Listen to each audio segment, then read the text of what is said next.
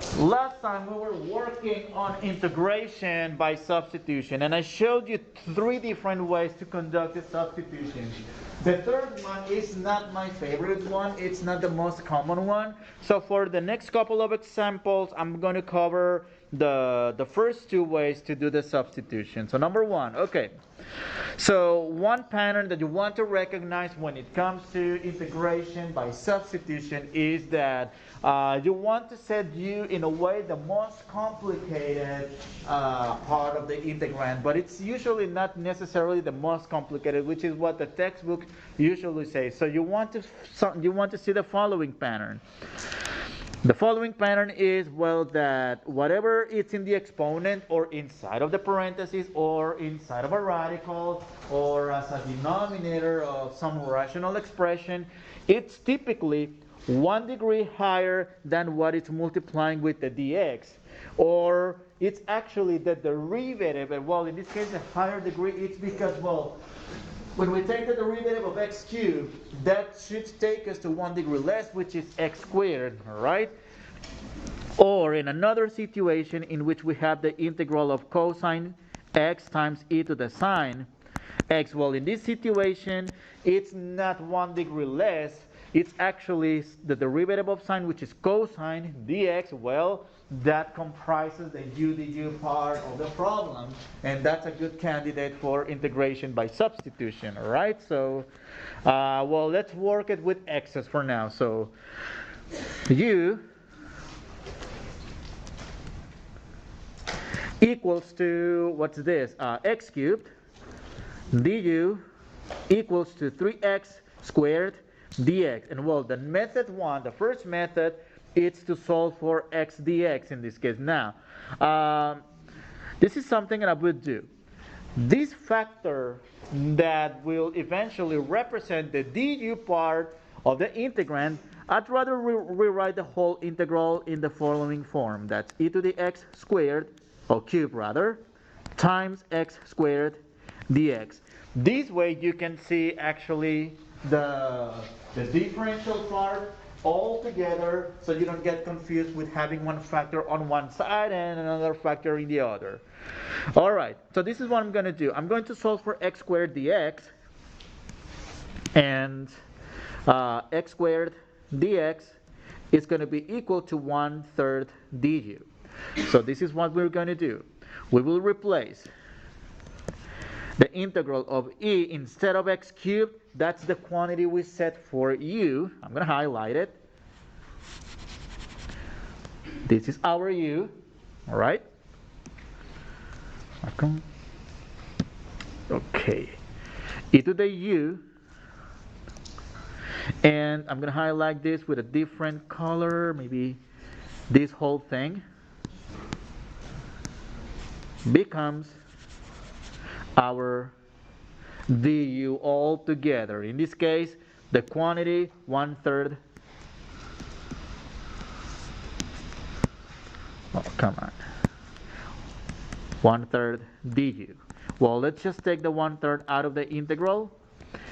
And well, the integral of the exponential, it's itself the exponential. That is 1/3 e to the u plus c. And all we have to do is back substitute for the quantity for u, which in this case is simply 1/3 e to the x cubed. Essentially, again, what are we doing? We are given a problem in the world of x, which is not solvable just straightforward. So we perform a substitution to send the problem from the world of x to the world of u, which is a problem that it's a lot simpler to compute. Once we solve the problem, we go back to our original world of x using the back substitution. So that's method one, by solving for the factor x squared dx. That's number one. Number two, the other method that I'm going to discuss for this one is the make-a-wish method. So I'm going to write the whole integral again. That's the integral of x squared e to the x cubed dx. But again, I'm going to write this as e to the x cubed x squared dx.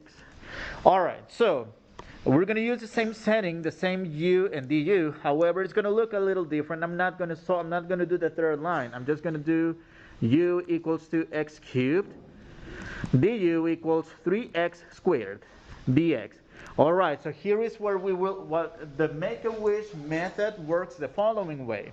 Compare these two quantities, the x squared dx with this quantity 3x squared dx. They're almost the same except for that factor of 3 that we have in there. So we wished we had a 3 in there. We can make our wish come true, yes, by multiplying by a 3. Why can we do that? Because we can. We can do that. However, careful, because if you multiply by one value, by one number, you are changing the value of this integral. So you need to simultaneously do the inverse of multiplying by 3 to keep the integrity of the value, to keep the value the same. That is, so if we multiply by 3, then we have to do the reverse, which is, what is it? What's the reverse of multiplying by 3? Divide by 3, right? And do it outside of the integral. So this whole thing will become, well, 1/3 integral of e to the u du, which is essentially the same integral that we got using the other method. All right, so that's 1/3 e to the u plus c, which is 1/3 e to the x cubed plus c. Same result. I'd rather not cover the third method, so if you want to see how it works, just watch the video from the Friday's lecture to see how it works. I'd rather do another example here. All right, so the integral of x to the 5th power over x to the 6th plus 4. All right, so notice the pattern. So if we set the most complicated part, check this out. That's u equals the denominator x to the 6 plus 4, du equals 6x squared dx. 6x to the 5th. Notice we have x to the 5th dx right here. Well, in this case, I'm going to solve for x to the 5th dx. That's going to be x to the 5th dx. That's equal to 1/6 du. All right, so in this case, well, that's the integral of, okay, number 1, this x to the, x to the 5th dx equals to 1/6 du will be replaced with this over here. All right, and this u will get replaced over here. All right, so this will be the integral of x to the 5th dx, or rather, okay, 1 over u times x to the 5th dx, which ultimately gets replaced with 1/6 du. All right, that became a simpler problem to work on. However, well, number 1, let me take the 1/6 out of the integral. That's 1/6 integral of du over u. And we know this form, the integral of du over u, it's going to be, what's the integral of du over u? Anyone? Natural log, right? Natural log, 1/6 natural log of absolute value of u. Recall that this requires an absolute value. However, when I was talking about the integral of 1 over u du, which yields a natural log of the absolute value, I also mentioned that there's situation in which we don't need to write down those absolute values, and this happens to be one of those situations because check this out. ln of x to the absolute value of x to the 6th plus 4 plus c. Well, yes, this is technically the answer, which is fine. However, those absolute value bars are really to the rescue to make sure that all negative inputs really are outputted as positive values. However, check this x to the 6th power. That variable to the even power will turn every potential negative input into positive, so we don't need these absolute value bars, all right? So that's, for example, that's going to be in this case, ln, we can use parentheses. All right, because the quantity inside of the logarithm will always be positive, so no need for those absolute value bars. Does it matter if we use the bars and we don't have to?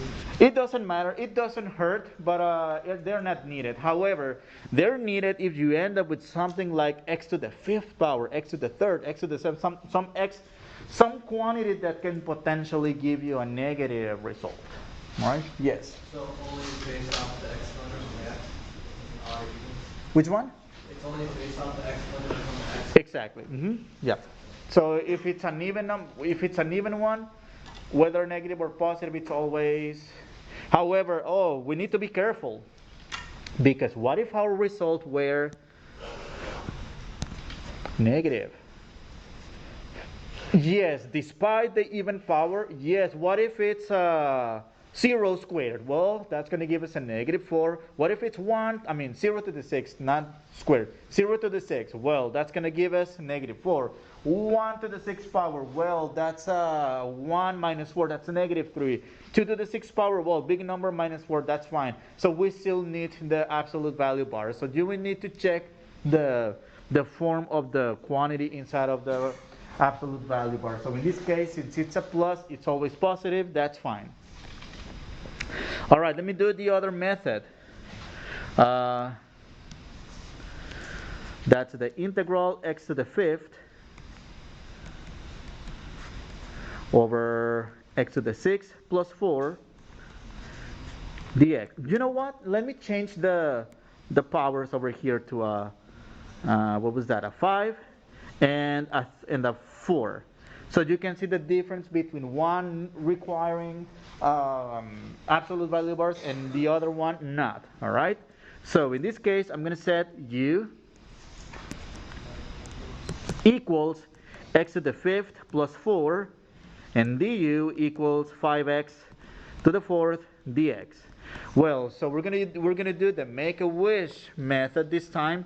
Well, so check this out. Okay, let me write the integral in a slightly different way. I'm gonna write the integral in the form x to the fourth dx over x to the fifth plus 4. So in this case, we have x to the 4 dx. We also have x to the 4 dx. However, we have an extra 5 that we wish we had over here. We can put that number 5 in there. Yes, that's legal to do. However, in order to keep the legality of this operation that we did, of this trick, do the opposite of multiplying by 5, which is to divide by 1/5. All right. So this will be, well, that's the integral, or 1/5, times the integral of du over u, and that's 1/5 ln of absolute value of u plus c. Okay? And we'll just back substitute for u, ln of absolute value of x to the fifth plus 4 plus c. And in this case, no, we cannot turn that into parentheses like the previous example, because what do we have? We have an odd power, x to the fifth power, so negative, so this input right here can potentially output negative values for the logarithm. And well, to make sure the logarithm is safe with it, we need to keep the absolute value bars. And for the previous example, both answers are acceptable, right? They're equivalent, there's no... Yeah, there's really no issue if you use absolute value bars or parentheses. It's fine for the previous one, but for this one, we really need the absolute value bars. All right? Let's see what's next over here. I think there's more exercises. Oh yeah, there's more exercises. But this time I'm just going to cover one method, the method that I will stick for the rest of the class, and the method that I usually use when I teach calculus 2 as well. So, but again, you're free to use whatever method or whatever way to display or to show the substitution that you feel more comfortable with. That's either way. It should be acceptable, okay? So, number one, okay. So notice the pattern. The derivative of something squared is 1 degree less, which is degree 1. We have it in there, so it should work.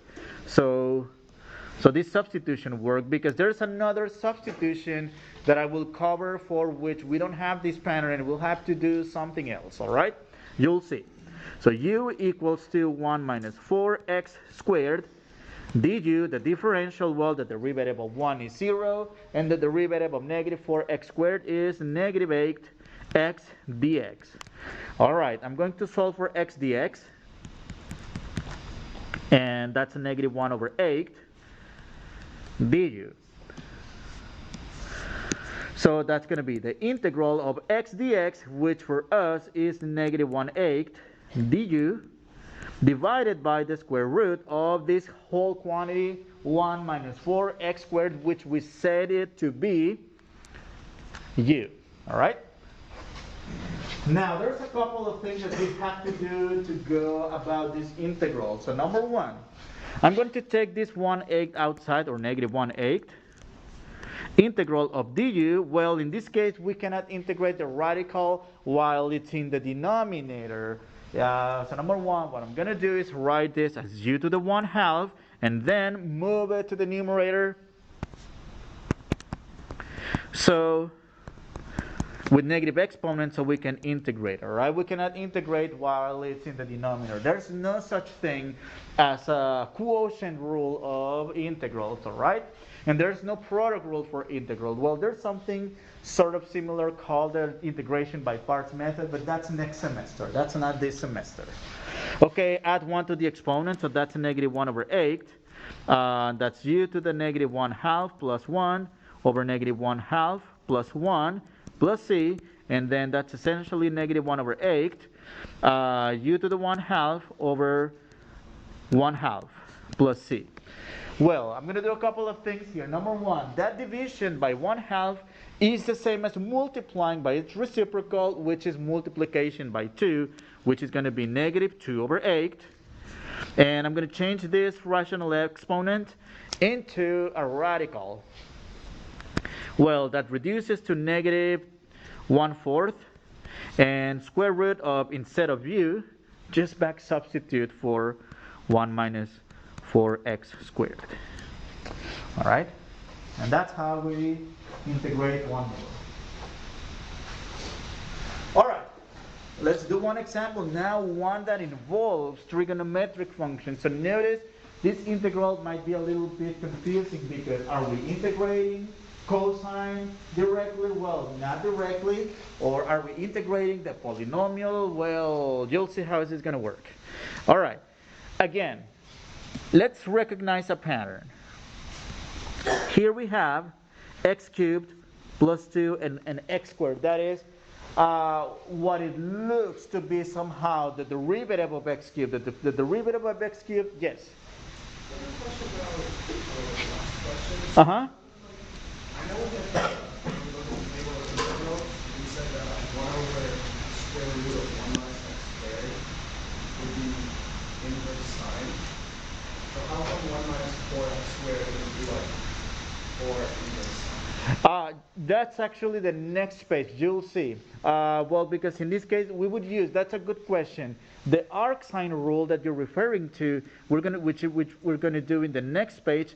That'll be if we didn't have this x, because this x right here is 1 degree less than x squared. That's why the u du substitution works. But in this case, if we didn't have this x right here, we don't have the 1 degree less thing multiplying with the dx, at least not in the form, so we can use the u du substitution. And in this situation, which is going to be next page, yes, we're going to look at the arc sine and the arctan rule. So you'll see the difference. All right. And well, in this case, we have 1 degree higher, 1 degree lower. That means u substitution is going to work.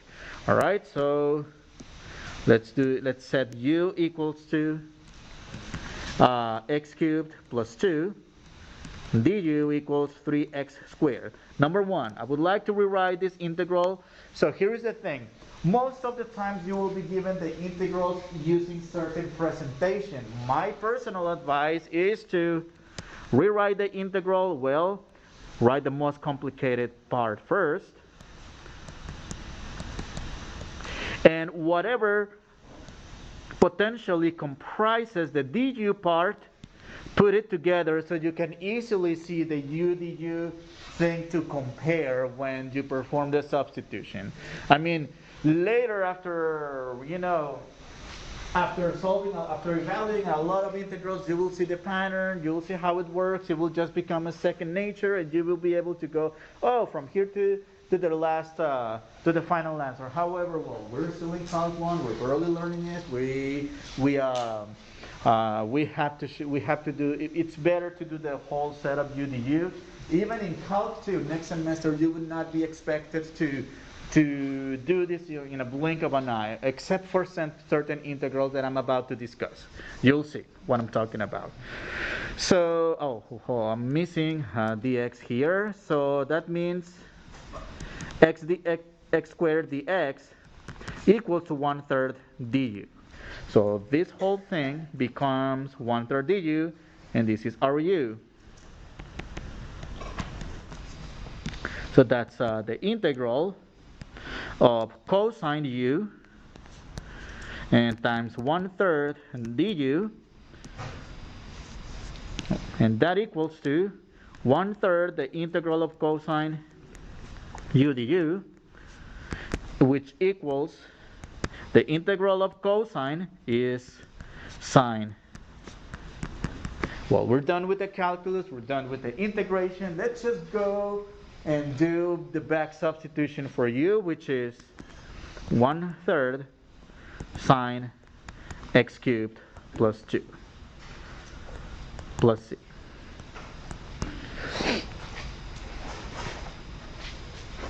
All right. Let's see what's next in here. So, okay. Let's look at these three baby integrals. What do I mean by baby integrals? You'll see the pattern that we will discover over here. So, the integrals that we just covered for examples A through E are what I usually call more complicated, or more, well, not complicated, more elaborate type of integrals. The integrals of the form that I have over here are what I call simpler integrals, or baby integrals, that we can just integrate in one step without even showing the u du. But first I'm going to show you the u du thing so you can see the pattern and you can see why we can skip the showing of the u du. Well, in this case, what do we have? U equals to 3x. That means du equals 3 dx, which is the same as saying dx equals 1/3 du. All right. Here, what do we have? U equals 7x. Du equals 7 dx.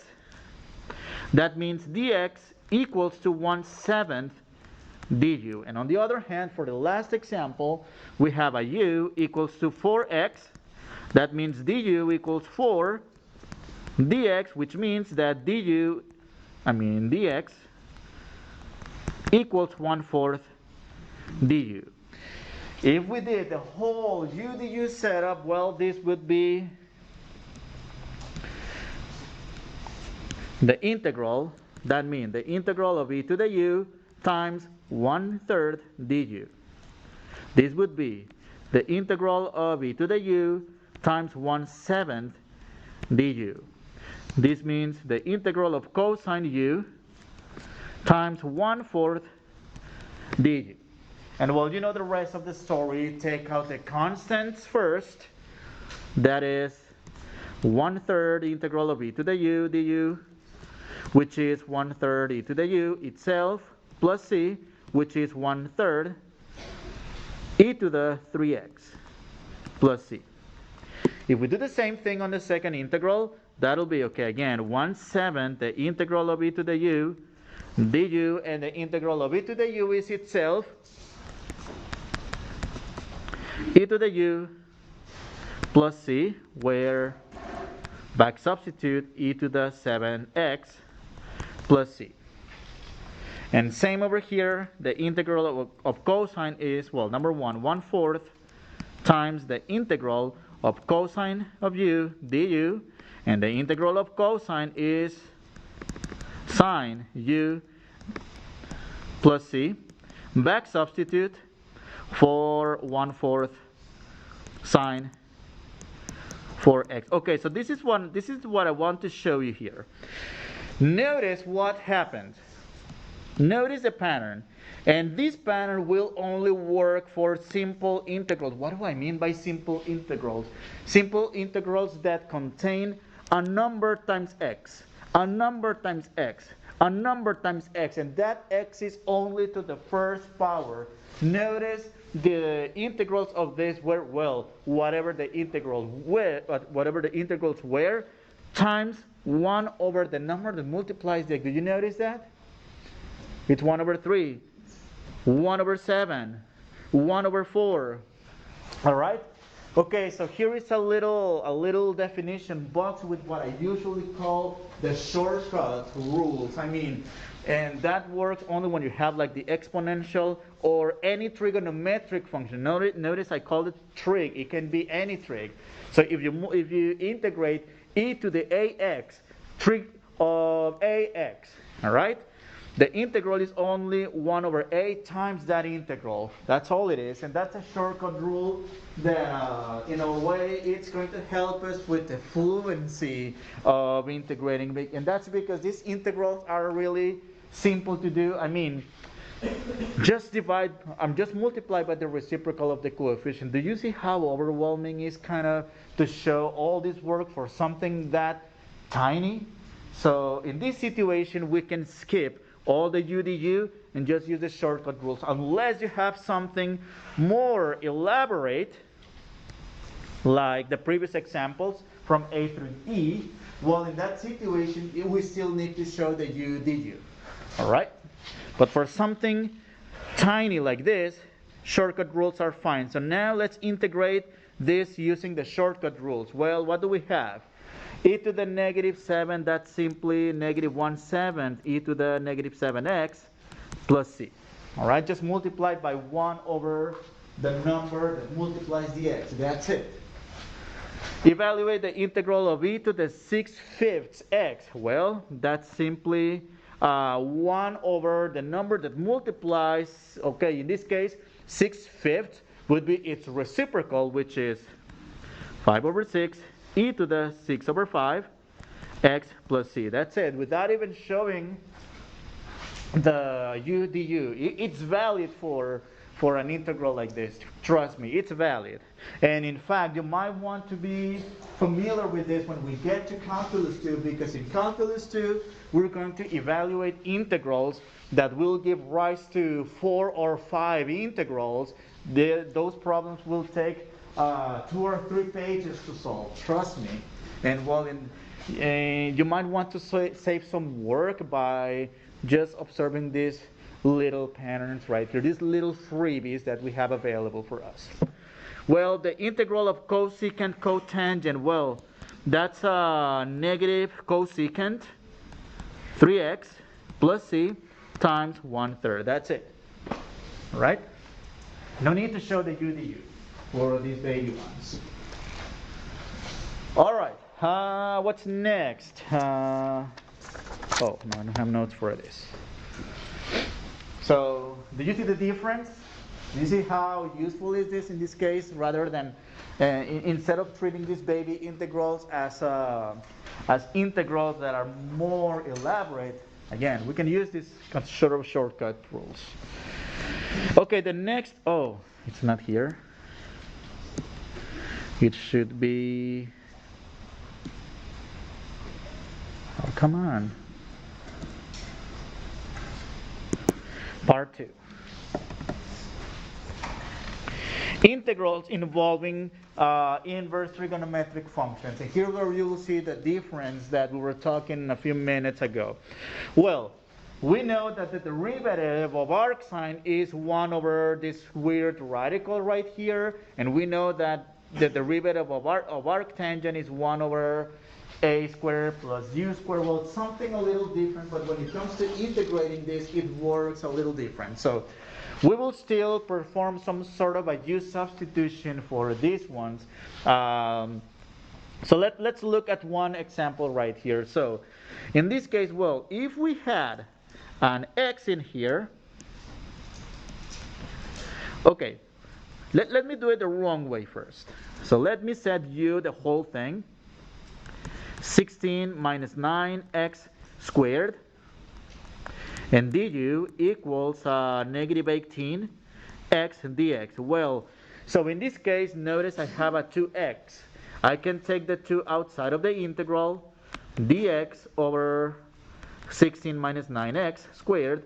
And well, if we do the Make-A-Wish method, I mean, we could do negative 18 and negative 18. However, what about this factor of x? Unfortunately, we are not allowed to put factors that are variable, multiply by x and divide by x. That's not a valid move. So in this case, the method of substitution is not going to work. I mean, the u du substitution is not going to work. So in this case, we're going to take a different route right here. So whenever you have integrals that are good candidates for integrals that result into inverse trigonometric functions, my advice is write these integrals. Well, I'm going to take the 2 outside, dx, and write the quantity inside of the radical as some quantity squared minus another quantity squared. And the first quantity squared is the number whose square is 16, that is 4, and the number whose square is 9x squared. What's that quantity? What quantity squared equals 9x squared? Anyone?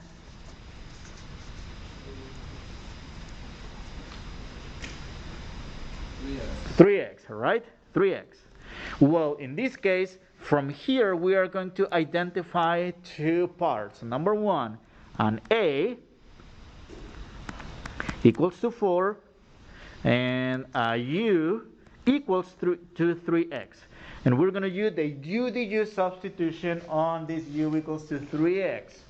Well, so du equals to 3 dx. That means dx equals to 1/3 du. And notice we have a du 1/3. We can put the 1/3 and multiply by, multiply by 3, divide 1 out outside. But I'm going to do the other method, by the way. And that's about it, actually. I'm going to write this in the form. Check this out. So these 2 that came from the original integral remains outside. And the dx becomes 1/3 du. And that gets divided by the square root of a squared plus minus u squared. Well, I'm going to clean this up, take the 1/3 outside, 2/3 integral of du over the square root of a squared minus u squared.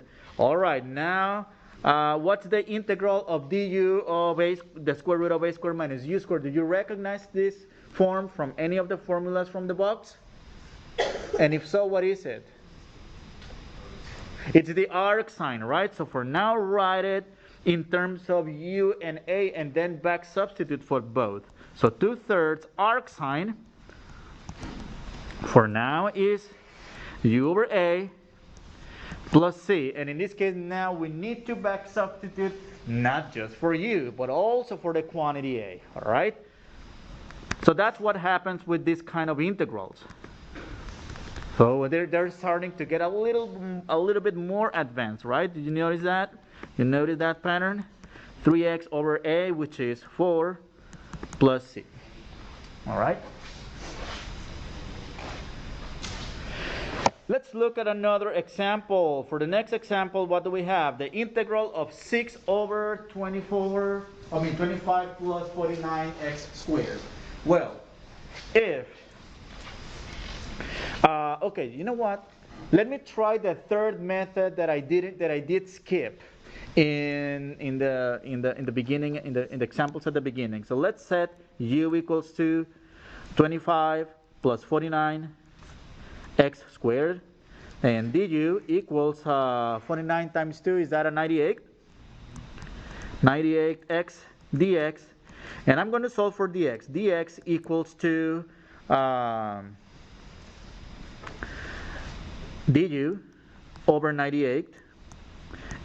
Okay, so I'm going to replace this with 6 times the integral of dx, which happens to be, well, let me do 1 over u first, times du over 98x. So here we have a problem. And what's the problem about it? Because the u substitution is intended to write an integral that depends on x or t or whatever dummy variable into an integral that only depends on u. But in this case, unfortunately, we have a combination of u's, and there is this x that I cannot cancel it with anything else. So unfortunately, the regular u substitution is not going to work for this integral. So we're not going to go this route. All right? In this case, we are going to write again. My advice, well, number 1, take the 6 outside and write this as a quantity squared plus quantity squared. The number whose square is 25, that's 5. And what about the quantity whose square is 49x squared?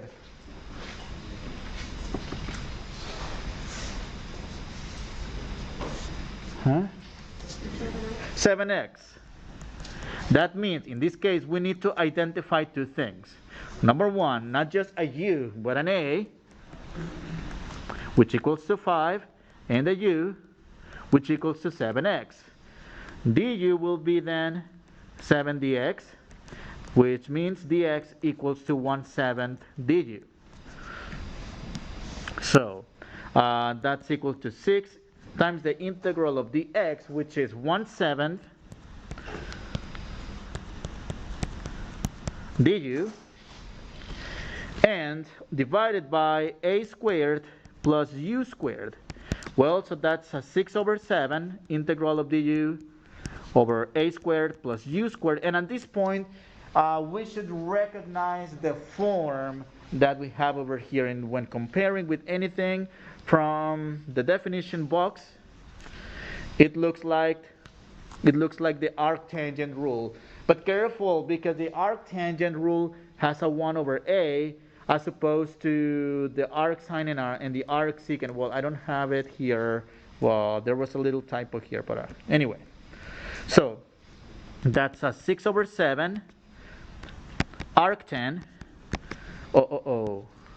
6 over 7 times 1 over a arctangent of u over a. Now careful when back substituting, because we're back substituting for both a u and an a. So 6 over 7 times 1 over a, which is 5, times arctan of u, which is 7x, over a, which is 5, plus c. We're essentially done with this. Well, let's just simplify the coefficient. That is 6 over 7 times 5, 35, arctangent 7x over 5, plus c. All right? I mean, of course, yes. So when it comes to u, you said that u 7x because 7x squared gives you 49x squared? Yes, so we write this as some quantity squared plus another quantity squared, so we can get the u over here. 7x, wouldn't that also be 49x squared? Or wouldn't that end up getting us like a different answer? Mm-hmm. Well, yeah, the thing is, well, if we identify these forms, so we are identifying them in the form of something squared, so that's why we rewrite this as something squared, so we can easily identify both the a and the u. Yeah, but I mean, negative 7x squared is also. Oh, yeah, I see what you're saying. I guess a different answer. We ended up doing a negative. Because then we plug in u, these negative 7x goes 5. I think there's some restrictions with it, with having only the positive version, because these have to do with the values of the inverse trigonometric functions, and it may not be defined for the negative counterpart. So that'll be the little issue in there, all right? Okay, guys. So definite integrals involving a u substitution. Well, I mean, the rule will be exactly the same, except for a little extra that we will have to do with the limits of integration. So, number one, if u equals to x squared plus 4, well, du equals 2x dx, which means that x dx equals 1/2 du. All right, so let's go about the substitution for now. That is, the integral, well, I'm going to skip the limit for a second. So that's going to be, number one, let me write from 0 to 2, square root of x squared plus 4, and have the x dx to multiply together. And in this case, that's the square root of u. X dx becomes 1/2 du. Notice I skipped the limit for a second. Now, here is the thing. The correct way to go about definite integrals, well, because in this case we are transforming a function in the world of x to a function in the world of u. The thing is that if we transform the function, then we also have to transform the limits of integration. How do we do that? Well, evaluate u at the lower limit and evaluate u at the upper limit in accordance with our choice of u, that is 0 squared plus 4 and 2 squared plus 4. That's going to be 4, and 2 squared, which is 4, plus 4, that equals to 8. So the new limits, so the limit 0 to 2 in the world of u will be equivalent to 4 to 8. And the advantage of this is, check this out. So I'm going to integrate this. I'm going to take the 1/2 outside. Integral from 4 to 8 of u to the 1/2 and du. Okay? And du, so, well, let's integrate. So that's 1/2 u to the 1/2 plus 1 over 1/2 plus 1, evaluated from 4 to 8. That equals to 1/2 u to the 3/2 over 3/2, and evaluated from 4 to 8. And in this case, the reason why we change the limits of integration is to save one step. Which step? The step where we back substitute and we plug in the limit with using the function of x. It will be a lot quicker to just substitute for these new limits in the world of u, and it simplifies the work for a lot. Number one, let me simplify this. That's 2/3 times 1/2. I'm going to leave this as a u to the 3/2, and that's 1/3 u to the, still from 4 to 8. And that's the limit is 4 to 8, and just do the limits of integration. So that is 1/3 8 to the 3/2 minus 4 to the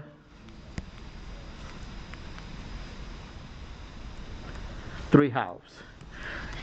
And we get the result as quickly as this. Instead of doing the back substitution and evaluating upper limit minus lower limit to get a long expression and having to simplify too many computations. So by obtaining the new limits,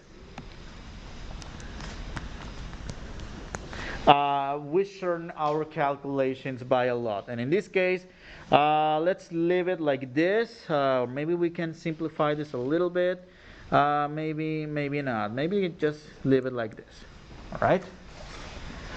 Now, so okay, guys, let me do this quickly. Give me a few extra minutes so we can finish the whole thing today. So here is the thing, guys.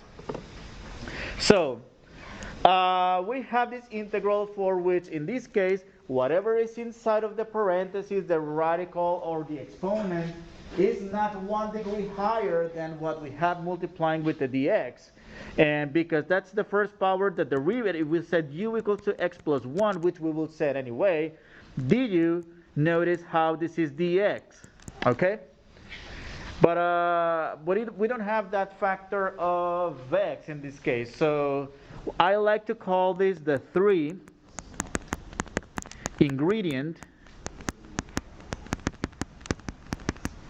substitution.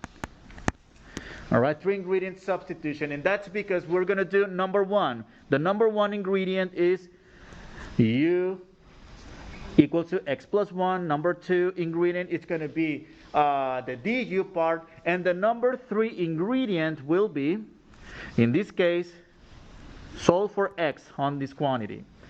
X equals to u minus 1. And in this case, well, let me write this integral as number 1. X, that's u minus 1 squared times the square root of u du. And well, in this case, all we have to do is number 1. Square the binomial u squared minus 2u plus 1 times u to the 1/2. Distribute the u to the 1/2 to the 3 terms in this case. That's going to be, well, 2 plus 1/2, that's a u to the 5/2, minus 2 to the 1 plus 1/2, that's a 3/2, plus u to the 1/2 du. And just integrate this term. So let me do this quickly. We'll add 1 to the exponent. So u to the 5/2 plus 1. 5/2 plus 1 is 7/2 over 7/2.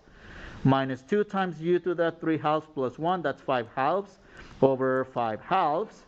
And plus u to the 1/2 plus 1, that's 3/2 over 3/2 plus c. And let me just clean up the fractions.